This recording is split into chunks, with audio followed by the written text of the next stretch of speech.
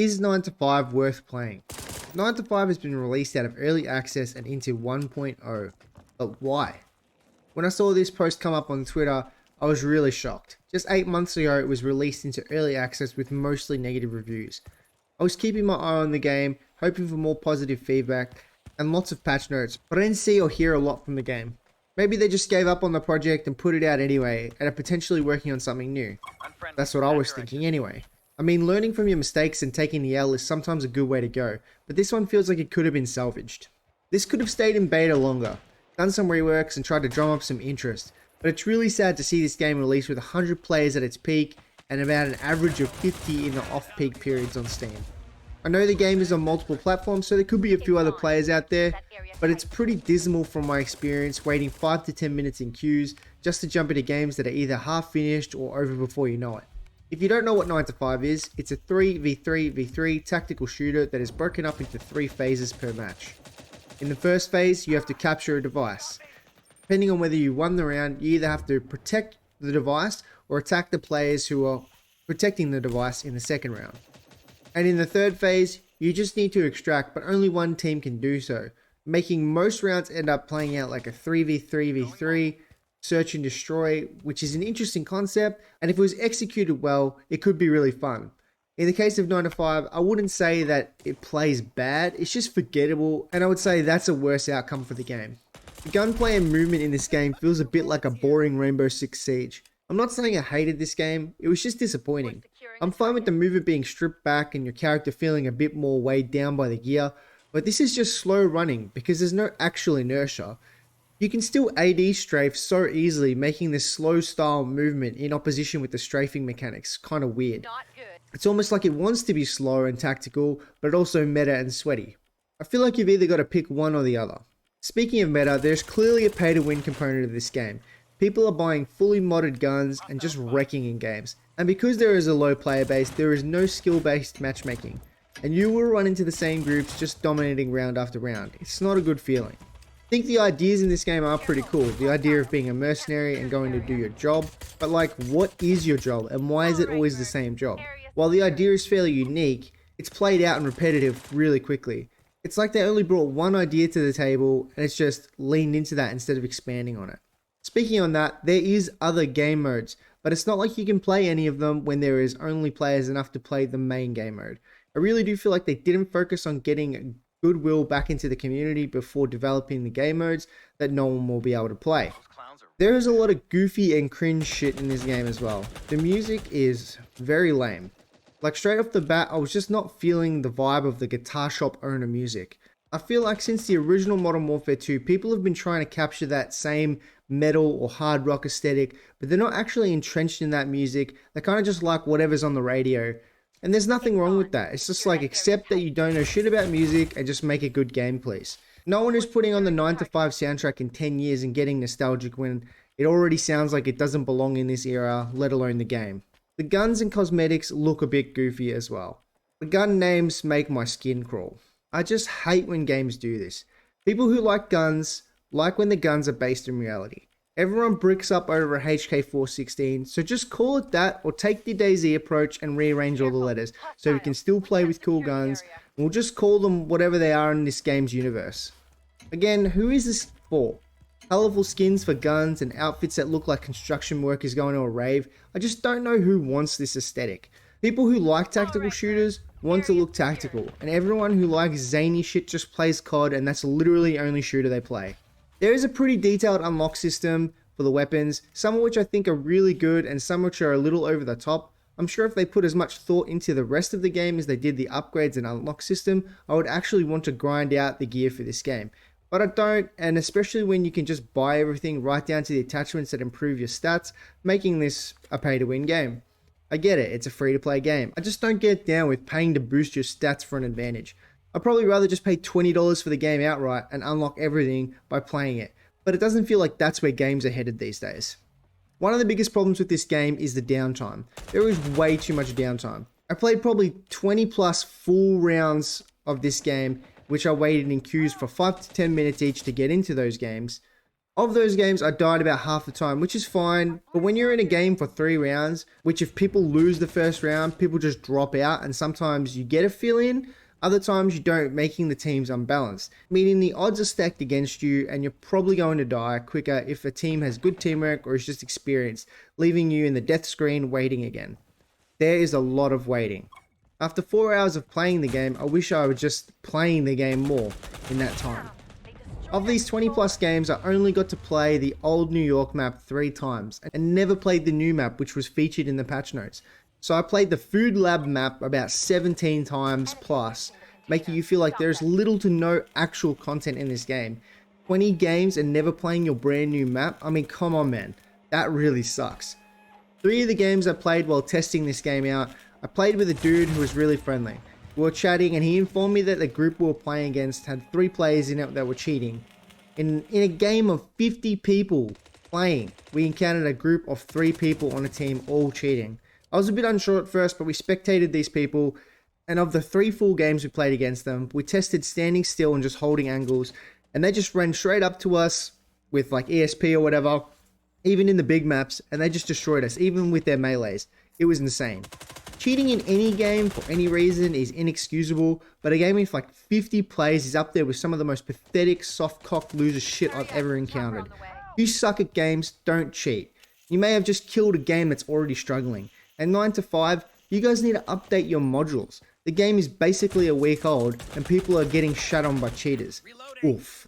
The guy I was playing with was saying he's only seen people get banned once mid-match.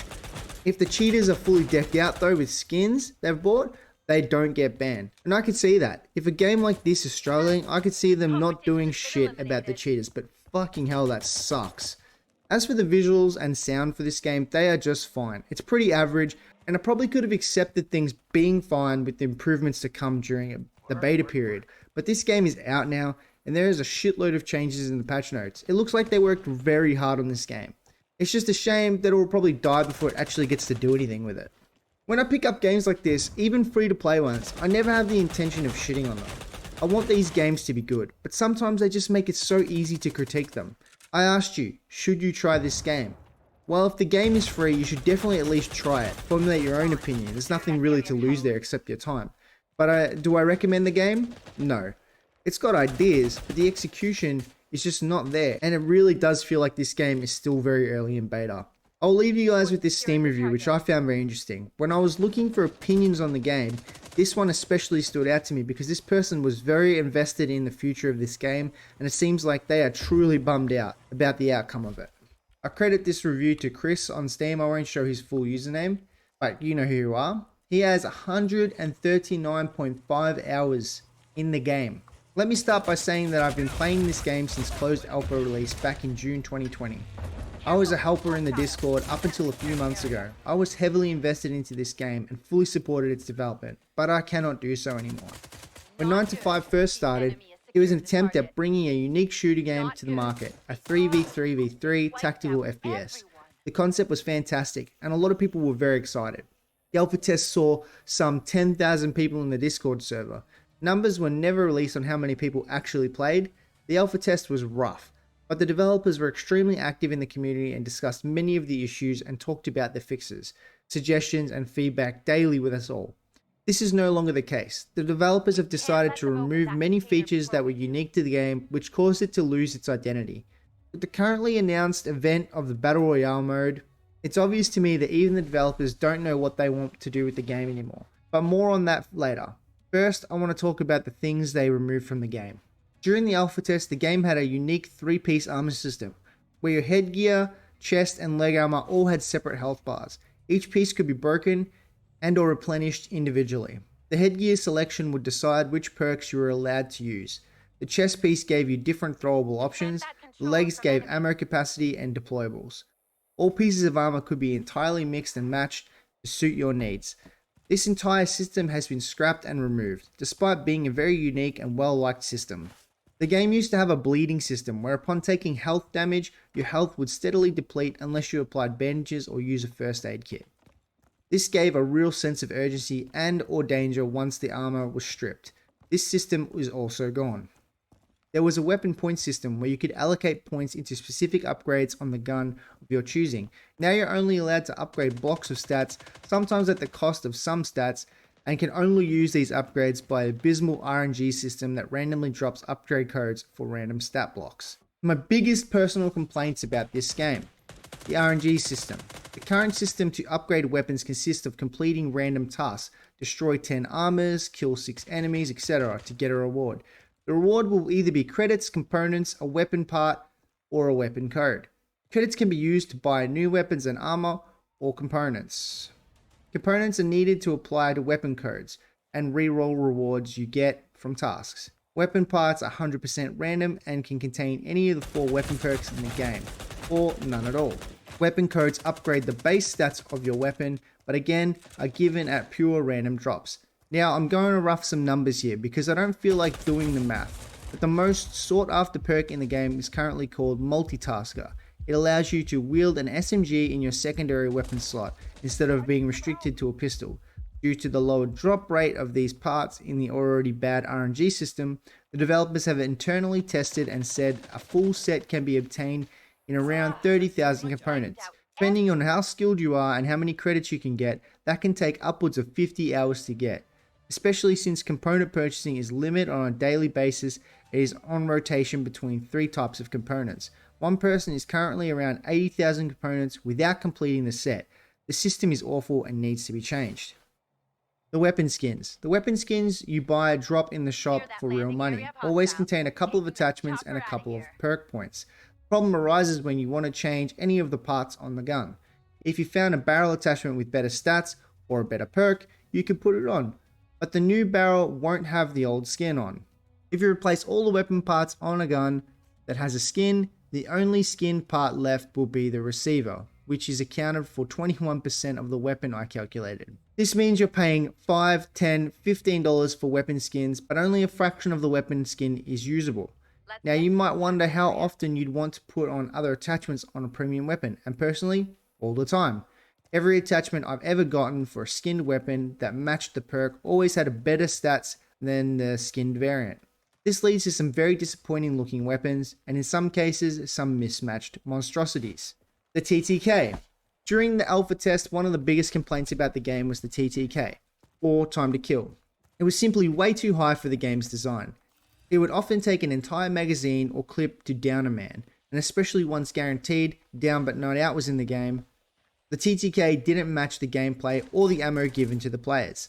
After much feedback, they decided to drastically lower the TTK. The problem we face now is the TTK for the majority of the weapons is sub 0.5 seconds with the heaviest armor, or sub 0.2 seconds with the lightest armor. The way they've balanced the TTK currently means the armor you choose doesn't mean anything, as it'll only protect you from one single bullet more at most, or none at all. The TTK is so low currently that if you're getting shot by any skilled player who can aim, you'll never be able to react fast enough to avoid dying. A sniper or an AR with a 3x scope will pick you off the minute you leave a building. If an SMG sees you before you see him, you'll be dead before you even hear the bullets. It's worth noting that I've got something like a 5.0 KD in the game, which isn't near the best players, but is above average. The other problem that the incredibly low TTK brings in is that new players will be outgunned so fast and so frequently they won't even get to understand the maps or the objectives. The objectives. I'm going to be honest, I don't even know what half the objectives are. 95% of the matches I play result in win/loss by team elimination without even seeing the objective. Other matches will see an objective win because 2 teams were fighting on one side of the map while the other third team was capturing a ridiculous 20-second timer across a map that takes over 20 seconds just to cross. The objectives are often arbitrary, often confusing, and often pointless. Developer engagement. Last point, only because I'm running out of characters, but my number one complaint above everything else is the developers have completely vanished. I used to spend a ton of time hanging out with them, chatting with them about various issues/complaints/questions. Those days are gone. The developers never talk in the Discord anymore. Feedback is ignored. Bugs and issues are ignored. The admins in the server will say otherwise, but all you have to do is point out that the muzzle brake on the Viceroy is still no clipping through the gun after 2 years, and they can't say anything. Discord server has been asking for a firing range since mid-2020, but the developers have refused. Instead of giving us what we asked for, they've given us a new Battle Royale game mode that nobody asked for and has greatly upset nearly all of the veteran players. This whole topic is the reason I left the Helper team. The developers have shown that they no longer have any interest in what the player base wants. They're currently doing absolutely whatever they want with the game and are hoping that enough new people will eventually come into the game and people will forget about how much they neglected the current players for so long. It's both infuriating and depressing at the same time. If this review doesn't speak for itself on the development cycle of this game, I don't know what to say. I have no idea about a Battle Royale mode, and maybe some of the things have changed in the 1.0, but this guy clearly feels very passionately about this game and feels like he's been wrong done by as a veteran player of the game. Now, I think that review does speak for itself. Take it for what it is, if you will. Like I said, try the game out, it's free. If you make up your own mind and you feel that way, fair enough. But yeah, I can't recommend this game. A guy with 140 hours who believed in this game can't recommend this game. I just don't see this game surviving with 100 players at peak, 50 players on average. Tell me what you guys think in the comments below. Will you be trying the game? Is it not worth your time? Thanks for watching, everyone. I'm Warchild. If you liked the video, please leave a like, sub to help grow my channel, and I'll see you in the next one.